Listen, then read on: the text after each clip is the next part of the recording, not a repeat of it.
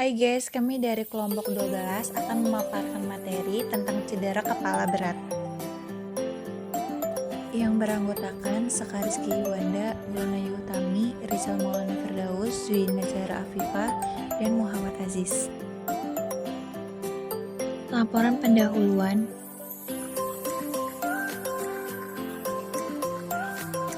Cedera kepala berat merupakan cedera kepala yang mengakibatkan penurunan kesadaran dengan skor GCS 3-8. Prevalensi cedera kepala, mortalitas cedera kepala. Menurut penelitian yang dilakukan oleh National Clinical Jacket Islamic Republic of Iran, bahwa di antara jenis cedera tertinggi yang dilaporkan adalah cedera kepala 78,7%, dan kematian terbanyak juga disebabkan oleh cedera kepala. Penyebab terjadinya cedera kepala yang paling sering terjadi karena kecelakaan lalu lintas, cedera dari ketinggian, tertimpa satu benda, dan masih banyak lagi. Faktor predisposisi: demam benda tajam, kekuatan benturan, akselerasi, kontraksi. Faktor partisipasi: usia dan jenis kelamin. Anatomi dan fisiologi. Sistem saraf dibagi menjadi dua, yaitu sistem saraf pusat dan periferi. Mata keduanya di dalam paparan saraf sentuhan otak adalah kontraksi cerebral, terutama terdiri dari badan sel saraf, memberikan warna abu-abu penampilan. Etiologi. Kejadian cedera kepala bervariasi mulai dari usia, jenis kelamin, suku, dan faktor lainnya. Penyebab cedera kepala berat adalah trauma tajam, trauma tumpul. Akibat trauma tergantung pada kekuatan benturan, akselerasi dan deselerasi, kap dan kontrak kap. Untuk foto yang bisa dilihat dari teman-teman. Manifestasi klinis: cedera kepala yang timbul meliputi gangguan kesadaran, konfusi, abnormalitas pupil, serangan onset, tiba-tiba berupa defisit, neurologik, perubahan tanda-tanda vital, dan masih banyak lagi. Patofisiologi. Dalam keadaan normal, cerebral blood flow adalah 50-60 mili per menit per 100 gram.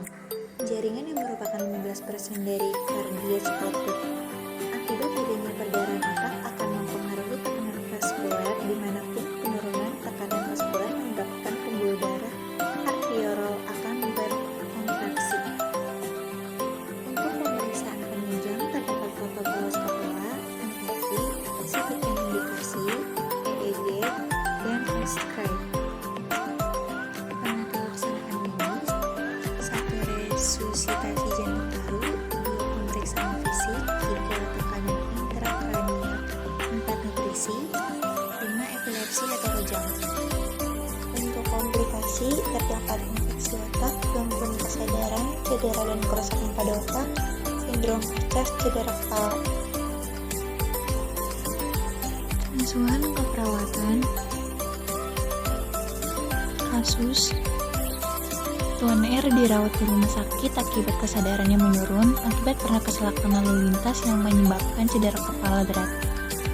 Pasien terdapat luka lebam pada pipis sebelah kanan, real hematoma pada kedua mata, terdengar suara napas tambahan, tetres total, infusema radi AFF karena plebitis, gerakan ekstremitas tidak terkoordinasi, terdapat akumulasi, produksi sekret pada saluran pernafasan, fibrus, hyperventilasi.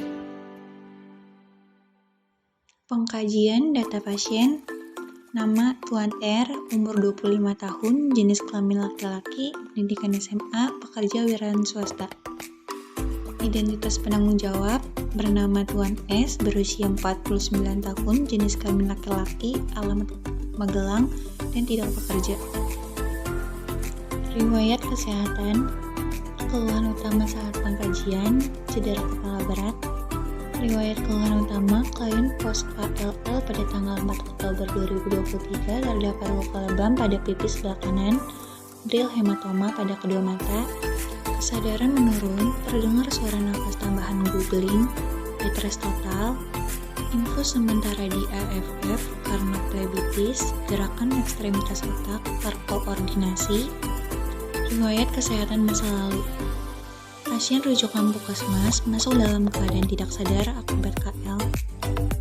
Perdarahan aktif telinga kanan, hematoma pada kepala kanan atas ukuran 3 x 3 cm, hematoma pada alis kiri ukuran 4 x 5 cm, ditambah luka robek ukuran 2 x 1 meter, lecet pada pipi kiri ukuran 1 x 1 cm, lecet pada bibir atas, pendarahan dari hidung.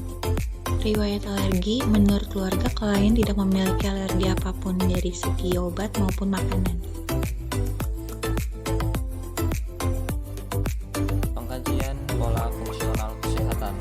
Keterangan persepsi kesehatan ada pola metabolik nutrisi, pola makan, nafsu makan, frekuensi makan, pola makan, tangan makan, pola minum, jumlah cairan per hari. Sebelum sakit tidak bisa dikaji, baik 3 kali sehari, 1-2 kali sehari, tidak ada 7-8 gelas per hari. Sesudah sakit tidak bisa dikaji, makanan dan minuman melalui NGT 3 kali sehari atau tiap shift. Pola istirahat dan tidur, siang, malam, gangguan tidur. Sebelum sakit jarang di atas pukul 22.00. Sesudah sakit bed rest total. Pola kebersihan diri, ada mandi, sikat gigi, cuci rambut. Sebelum sakit mandi 2 kali sehari, rajin tiap mandi pakai sampo.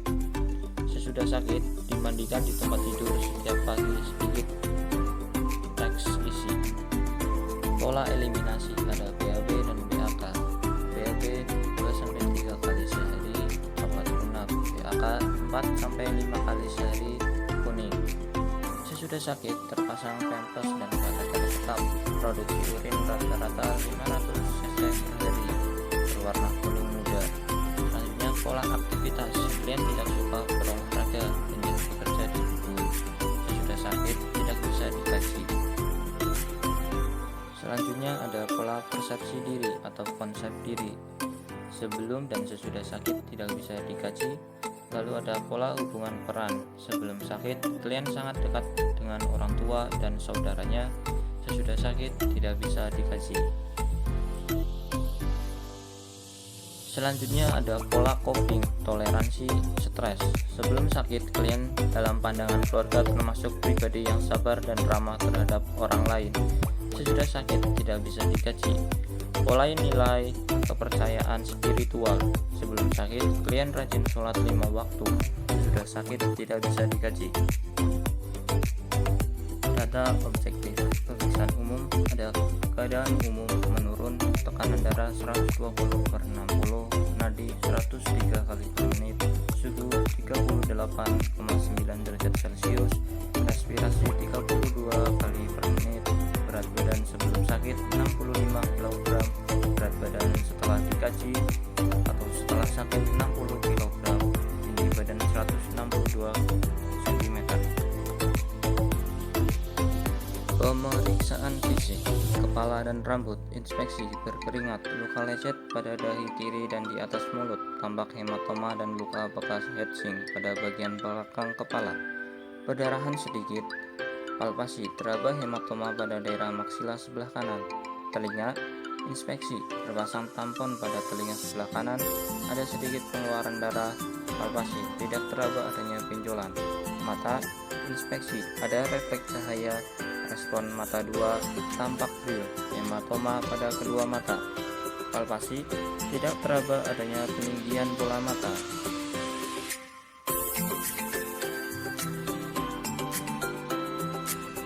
Hidung, inspeksi, terpasang NGT, terpasang O2 nasal 3,1 cm, palpasi, tidak ada kelainan atau krepitasi pada tulang hidung, mulut, inspeksi, luka lecet di atas bibir, gigi depan patah 1 buah, leher, inspeksi, adanya penumpukan akumulasi sekret, palpasi, tidak teraba adanya fraktur atau kelainan pada tulang leher, tidak terabanya benjolan kelenjar tiroid. Pemeriksaan penunjang, jenis pemeriksaan meliputi BCB, HGB, Gren, Min, Lin, Gren. Terapi medis, yang pertama ada infus NaCl 0,9%, 20 tetes per menit. Indikasi obat ini digunakan untuk pengobatan dehidrasi isotonik, ekstraseluler, deplesi natrium dan juga dapat digunakan sebagai pelarut sekian injeksi. Kontraindikasi: hindari penggunaan GPNS pada pasien yang memiliki indikasi hipernatremia, hiperkloremia. Efek samping: pembengkakan terutama pada kaki, hipernatremia, hiperkloremia, rasa haus, demam, takikardi, hipertensi, sakit kepala, dan lain sebagainya.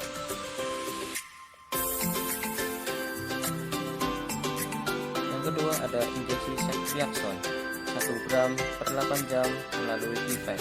Indikasi: untuk mengatasi infeksi bakteri gram negatif maupun gram positif. Kontraindikasi: pada individu dengan riwayat hipersensitivitas terhadap obat ini atau golongan cephalosporin lainnya.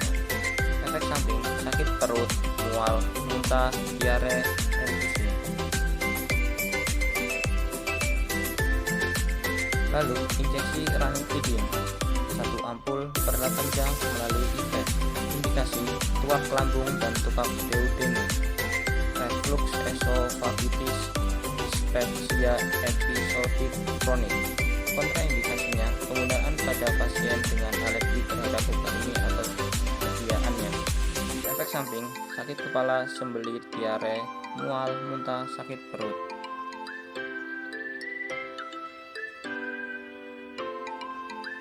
Injeksi ketorolac 1 ampul 8 jam per IV. Indikasinya: penanganan jangka pendek untuk nyeri pasca bedah yang sedang, penanganan jangka pendek untuk nyeri akut pasca bedah yang sedang hingga berat. Injeksi. Kontraindikasinya: anak usia di bawah 16 tahun, gangguan fungsi ginjal sedang sampai berat, kreatinin serum. Efek sampingnya: kantuk, sakit perut, dan pusing.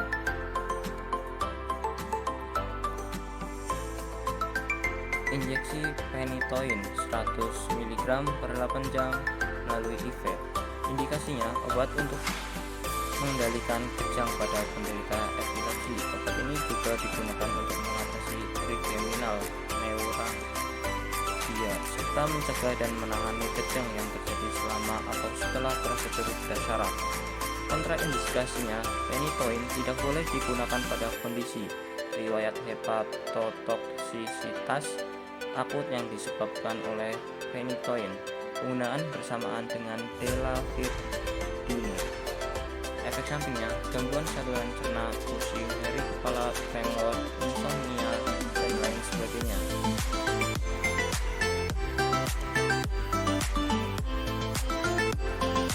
Lalu manitol 4 kali 100 cc. Indikasinya: cairan infus yang digunakan untuk mengurangi tekanan dalam otak, tekanan intrakranial, tekanan dalam bola mata, tekanan intraokular, dan pembengkakan otak, cerebral edema. Kontraindikasinya: pada pasien dengan hipersensitivitas terhadap obat ini, kondisi anuria, edema paru yang berat, gagal ginjal, dehidrasi berat, edema metabolik, penyakit ginjal progresif, dan perdarahan intrakranial aktif. Efek samping yang mengigul dan demam. Drug study: infus NaCl 0,9%. Sebelum dilakukan tindakan perawat menyiapkan infus NaCl dengan dosis 20 tetes per menit. Saat dilakukan tindakan, pasien merasakan nyeri saat menyuntikkan pemasangan infus. Sesudah dilakukan tindakan, pasien merasa nyaman karena keseimbangan tubuhnya mulai membaik. Injeksi ceftriaxone: sebelum dilakukan tindakan, perawat menyiapkan obat ceftriaxone dengan dosis 1 gram 8 jam per IV. Saat dilakukan tindakan, pasien merasakan nyeri dan pegal pada bagian yang disuntik. Sesudah dilakukan tindakan, pasien merasa sedikit mual.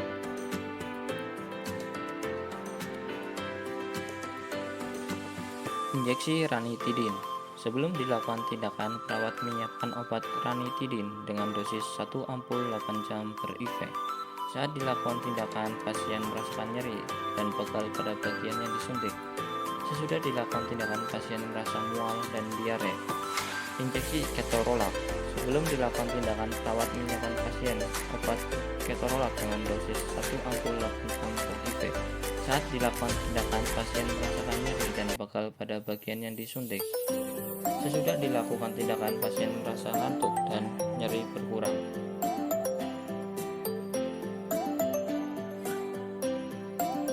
Injeksi phenytoin. Sebelum dilakukan tindakan, perawat menyiapkan pasien dan obat phenytoin 100/8 jam per IV. Saat dilakukan tindakan, pasien merasakan nyeri dan pegal pada bagian yang disuntik. Sesudah dilakukan, pasien merasa lebih nyaman dan tenang. Monitor. Sebelum dilakukan tindakan, perawat menyiapkan pasien dan obat monitor dengan dosis 4x100 cc. Saat dilakukan tindakan, pasien merasakan nyeri dan pegal pada bagian yang disuntik. Sesudah dilakukan tindakan, pasien merasakan menggigil. Analisa data. Diagnosa 1, DS tidak dapat digaji, DO kesadarannya menurun, Vetris total, pasang tampon pada telinga kanan, ada pengeluaran cairan. Hiperventilasi, teraba hematoma pada daerah belakang kepala dan maksila sebelah kanan. CT scan, subdural hematoma, TB sinistra, fraktur maksila dextra. Vetris, suhu 38,9 derajat Celcius, nadi 103 kali per menit. Problemnya, resiko perfusi jaringan cerebral tidak efektif, etiologinya cedera kepala. Diagnosa kedua, DS tidak bisa dikaji, DO terdapat luka robek ukuran 2x1 cm, lecet pada pipi kiri ukuran 1x cm, lecet pada bibir atas, perdarahan dari hidung. Untuk problemnya, gangguan integritas kulit, etiologinya penurunan mobilitas.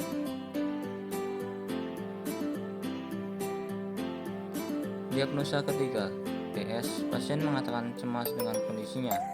DO, pasien tampak gelisah, pasien tampak cemas, akral teraba dingin, suhu 38,9 derajat Celcius, nadi 103 kali per menit, respirasi 32 kali per menit, tekanan darah 120/60. Untuk profilnya ansietas, etiologinya ancaman terhadap kematian.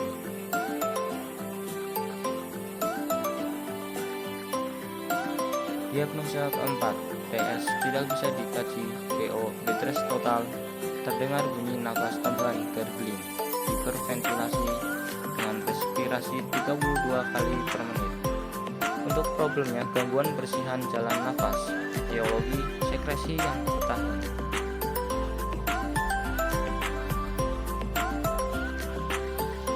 Diagnosa kelima, DS tidak bisa dikaji, DO Vetris total, terpasang tampon pada telinga, ada pengeluaran cairan.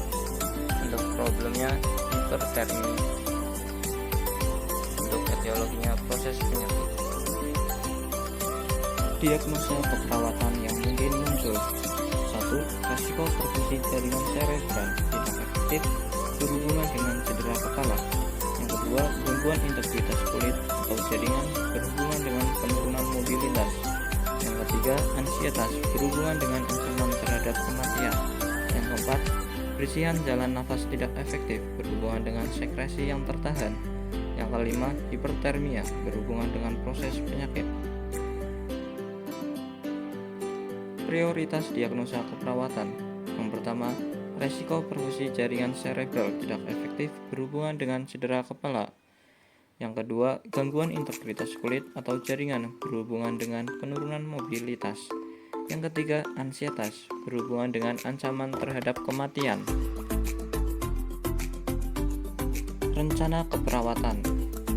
Diagnosa 1. Resiko perfusi jaringan cerebral tidak efektif berhubungan dengan cedera kepala. SLKI. Setelah dilakukan tindakan perawatan selama 2x24 jam, diharapkan perfusi cerebral meningkat dengan kriteria hasil tingkat kesadaran meningkat, kognitif meningkat. SLKI. Pemantauan tekanan intrakranial, observasi, identifikasi penyebab peningkatan stik, monitor pelebaran tekanan nadi, monitor irregularitas irama nafas, monitor kadar CO2. Terapeutik, pertahankan sterilisasi sistem pemantauan, pertahankan posisi kepala dan leher netral, edukasi, jelaskan tujuan dan prosedur pemantauan.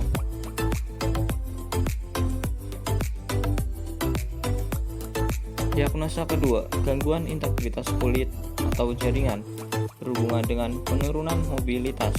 SLKI setelah dilakukan tindakan keperawatan selama 2 kali 24 jam diharapkan integritas kulit dan jaringan meningkat dengan kriteria hasil hidrasi meningkat, kerusakan jaringan menurun, kerusakan lapisan kulit menurun, nyeri menurun. SLKI perawatan luka, observasi, monitor karakteristik luka, monitor tanda infeksi, terapeutik, bersihkan jaringan nekrotik, berikan salep yang sesuai ke kulit atau lesi, pertahankan teknik steril saat melakukan perawatan luka, jelaskan tanda dan gejala infeksi, anjurkan mengonsumsi makanan tinggi kalori dan protein, kolaborasi pemberian antibiotik.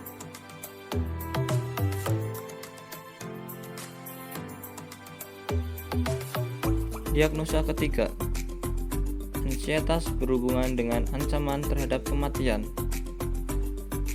Setelah dilakukan tindakan keperawatan selama 2 kali 24 jam diharapkan tingkat ansietas menurun dengan kriteria hasil verbalisasi khawatir akibat kondisi yang dihadapi menurun, perilaku gelisah menurun, perilaku tegang menurun, frekuensi pernafasan menurun, frekuensi nadi menurun.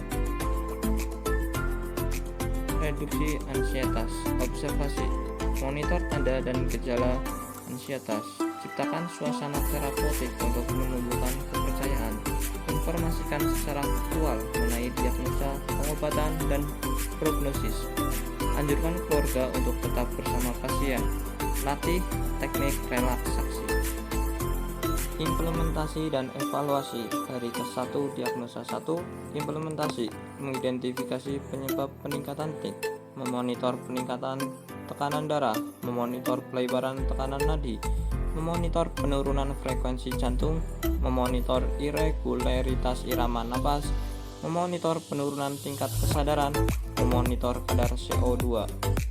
Evaluasi S. Pasien mengeluh kepalanya terasa sakit. O.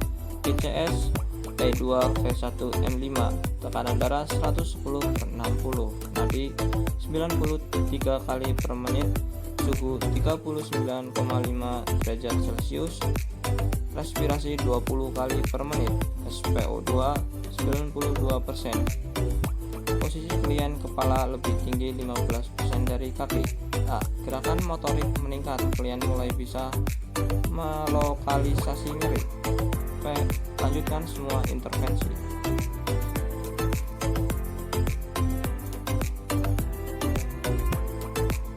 Dari ke-1 diagnosa 2, implementasi pukul 15.30, observasi, memonitor karakteristik luka, memonitor tanda infeksi, terapeutik, membuka balutan dan plaster perlahan, membersihkan dengan cairan NaCl atau pembersih non-toksik, membersihkan jaringan nekrotik, memberikan salep yang sesuai ke kulit atau lesi, memasang balutan sesuai jenis luka, mempertahankan teknik steril saat melakukan perawatan luka. Evaluasi S. Pasien tampak gelisah. O. Terdapat luka robek ukuran 2 x 1 cm, lecet pada pipi kiri ukuran 1 x 1 cm, lecet pada pipi atas, perdarahan dari hidung. A. Masalah keperawatan belum teratasi. P. Membersihkan luka pada pasien, memberikan salep yang sesuai ke kulit atau lesi.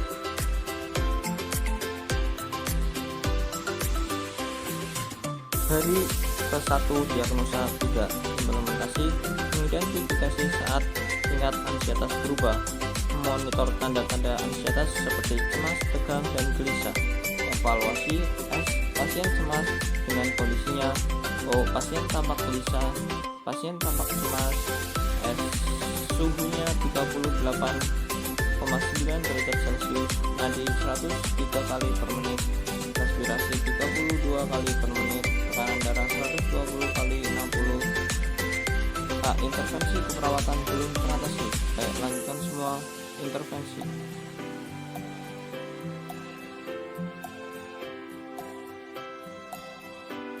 Implementasi dan evaluasi hari kedua diagnosa 1. Implementasi mengidentifikasi penyebab peningkatan peak, memonitor tekanan darah, memonitor pelebaran tekanan nadi, memonitor penurunan frekuensi jantung, memonitor irregularitas irama napas, memonitor penurunan tingkat kesadaran, memonitor kadar CO2. Evaluasi S. Pasien merasa kepalanya sudah terasa meninggal. O. DCS E2 V1 M5, tekanan darah 115/70, nadi 93 kali per menit, suhu 37,2 derajat Celcius, respirasi 30 kali per menit, SpO2 92%. Posisi klien, kepala lebih tinggi 15 derajat dari kaki. A. Gerakan motorik meningkat dan sudah bisa merasakan nyeri atau sudah tidak bisa merasakan nyeri. B. Intervensi selesai.